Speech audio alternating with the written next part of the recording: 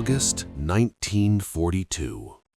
The Solomon Islands lay shimmering under a relentless tropical sun, a deceptive paradise of turquoise water and emerald green jungles.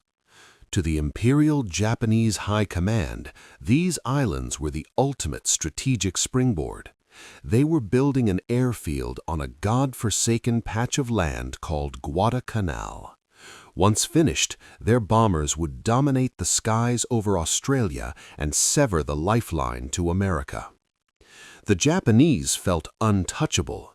After the fall of Singapore and the conquest of the Philippines, a sense of victory disease had permeated their ranks. They believed the American soft democracy had no stomach for the brutal reality of jungle warfare. They were so confident that the airfield construction was guarded by only a skeleton crew of laborers and a handful of soldiers. They never saw the watchtower coming. At dawn on August 7th, the horizon changed. Out of the morning mist, a massive Allied fleet appeared, the largest assembly of naval power the Pacific had seen since the war began. On board the transport ships, the men of the 1st Marine Division checked their Springfield rifles one last time. Most were teenagers, boys from Brooklyn, Chicago, and the Dust Bowl, who had never seen a palm tree, let alone a combat zone. As the heavy cruisers opened fire, the ground on Guadalcanal literally shook. The thunder of 8-inch shells tore through the coconut groves, sending shrapnel and splinters flying. When the landing craft hit the sand at Lunga Point, the Marines braced for a bloodbath. They expected a wall of fire, a Japanese defense that would make the beaches run red. Instead, there was silence. The Japanese laborers and the small security force had been so completely blindsided that they fled into the jungle, leaving their breakfast still warm on the tables. The Marines marched inland, sweating through their heavy herringbone twill uniforms, hacking through tall kunai grass that sliced like razors. Within hours, they had captured the prize, the nearly finished airfield. The uninvited guests had arrived, and they had taken the keys to the house. But the initial ease of the landing was a cruel trick of fate. The Japanese reaction was swift and violent. That night, the sky over the Solomon Sea turned into a hellscape of tracer fire and exploding ships during the Battle of Savo Island. The U.S. Navy was forced to withdraw, taking the remaining supplies and heavy equipment with them. The 1st Marine Division was left alone. They were stranded on a hostile island with only a few weeks of rations, limited ammunition, and a perimeter that was little more than a line in the sand. As the sun set on the first day, the jungle began to breathe. To the Marines, every rustle of a leaf, every scream of a tropical bird sounded like an approaching infiltrator. In Rabaul, the Japanese commanders were furious but dismissive. They viewed the Marine landing as a temporary annoyance. They began planning a punishment expedition to retake the airfield. They didn't realize that they weren't dealing with a disorganized mob, but with a breed of soldier that was about to redefine the meaning of endurance. Operation Watchtower had begun as a surprise strike, but as the Marines dug their foxholes in the dark, damp soil of the airfield they renamed Henderson Field, the reality set in. They had occupied the land, but now they had to survive the nightmare. The Japanese were coming back, and they were bringing the full weight of the Imperial Army with them. The guests had arrived, and now the house was about to burn. August 21st, 1942. Midnight. The air along the banks of the Tenaru River, mistakenly called the Tenaru by the Marines, was so thick with humidity it felt like breathing through a wet blanket. The only sounds were the rhythmic chirping of jungle insects and the soft lap of the tide against the sandbar. Across the water, hidden in the shadows of the coconut groves, nearly 900 elite soldiers of the Imperial Japanese Army's Ichiki detachment were preparing for what they believed was a glorious destiny. Their commander, Colonel Kiyonao Ichiki, was a veteran of the war in China. He held a deep, unshakable contempt for the American Marines. To him, they were soft city boys who would break and run the moment they heard the scream of a Japanese bayonet charge. Ichiki didn't wait for reinforcements. He didn't wait for heavy artillery. He believed in the Kanto spirit, the idea that the Japanese will was more powerful than any machine. He ordered his men to fix bayonets. Suddenly, a flare hissed into the sky, bathing the riverbank in a ghostly magnesium-white light. The silence was shattered by a terrifying, high-pitched roar. "Banzai! Banzai!" Out of the darkness, hundreds of Japanese soldiers erupted onto the narrow sandbar. They came in a wave, bayonets glinting, running straight into the teeth of the Marine perimeter. This was the legendary invincible charge that had swept across Asia. They expected the Americans to panic, but the Marines of the 1st Battalion, 1st Regiment didn't move. They had been waiting. "Open fire," the command echoed down the line. In an instant, the night turned into a wall of lead. The Marines unleashed the devastating power of their M1917 Browning machine guns. The sandbar became a killing zone. At such close range, the 37mm anti-tank guns, loaded with canister shot, acted like giant shotguns, spraying hundreds of steel balls into the charging ranks. The Japanese soldiers were cut down by the dozens, but they kept coming. They were driven by a fanatical bravery that bordered on madness. Some reached the Marine foxholes, and for the first time on Guadalcanal, the war became a primal, hand-to-hand struggle. Men fought with bayonets, combat knives, and even bare fists in the bloody mud of the riverbank. As the sun began to peek over the horizon, the true horror of the night was revealed. The sandbar was covered in bodies. The invincible Ichiki detachment had been decimated, but the battle wasn't over. Colonel Ichiki, refusing to acknowledge defeat, regrouped his remaining men for a final stand in a nearby grove of trees. General Alexander Vandegrift, the Marine commander, decided it was time to end it. He didn't just want to repel the attack, he wanted to send a message to Tokyo. He ordered a platoon of M3 Stuart light tanks to cross the river and mop up the remaining resistance. The tanks roared into the coconut grove, their tracks grinding over the sand and the undergrowth. The Japanese soldiers, who had never faced tanks in such close quarters, tried to fight back with hand grenades and swords, but it was useless. The Stuarts crushed everything in their path. By the afternoon, the Ichiki detachment had ceased to exist. Colonel Ichiki, realizing his pride had led his men to their deaths, burned his regimental colors and committed ritual suicide. On the banks of the Tenaru, the myth of the invincible Japanese soldier died. The Marines stood over the battlefield, exhausted and covered in grime, looking at the enemy they had been told to fear. They realized that the Japanese weren't supermen, they were mortal, and they could be beaten. In Tokyo, the news of the defeat sent shockwaves through the high command. The punishment expedition had been annihilated by a force they considered inferior. The nightmare of Guadalcanal had begun to settle in. It was no longer a matter of pride, it was a matter of survival. The Marines held the line, and the Pacific War would never be the same again.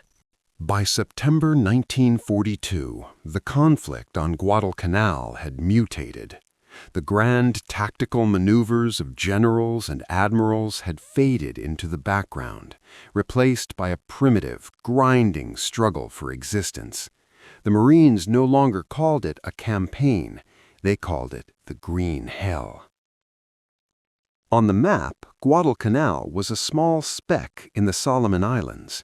On the ground, it was a cathedral of rot. The jungle was a physical enemy, as lethal and unpredictable as any Japanese sniper. The canopy was so dense that even at high noon, the forest floor remained in a perpetual, sickly twilight.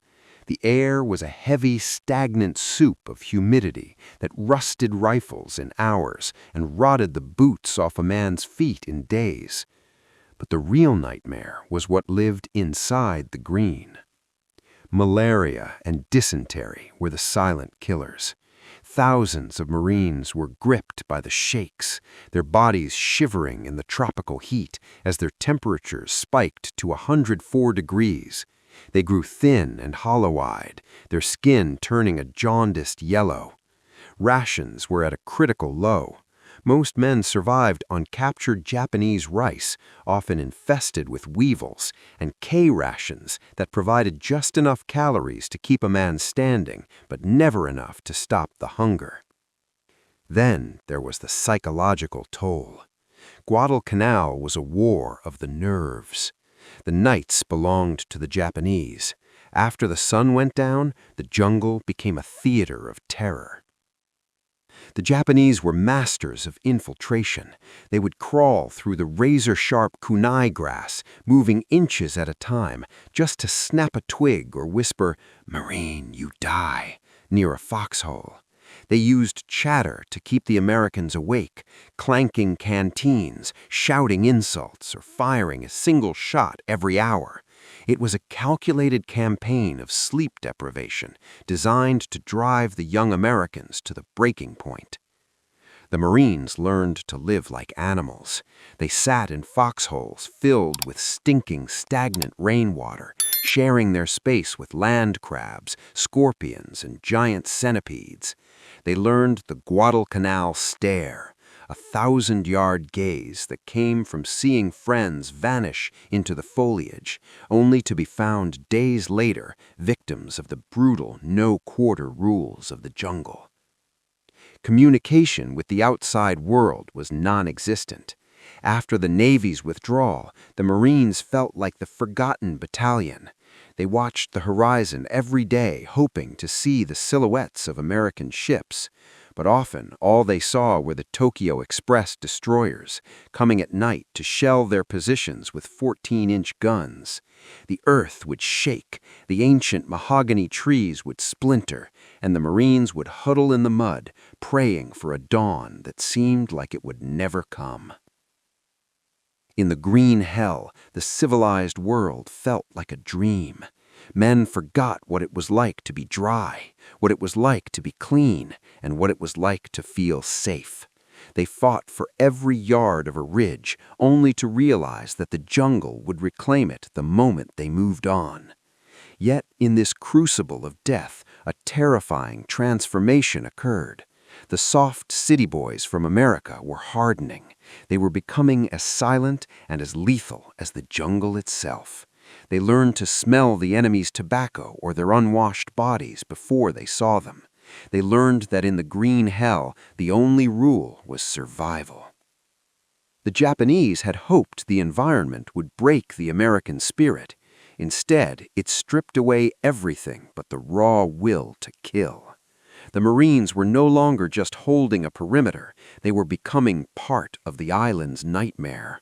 Japan had hoped for a short battle, but they had accidentally created a breed of warrior that was now perfectly adapted to the darkness of the Solomon Islands. The green hell was no longer just a place, it was a state of mind, and the nightmare was only getting darker. September 12, 1942. The fate of the entire Pacific War rested on a narrow, grassy spine of coral and mud located just 1,000 yards south of Henderson Field. The Marines called it the Ridge. To the Japanese, it was the gateway to victory.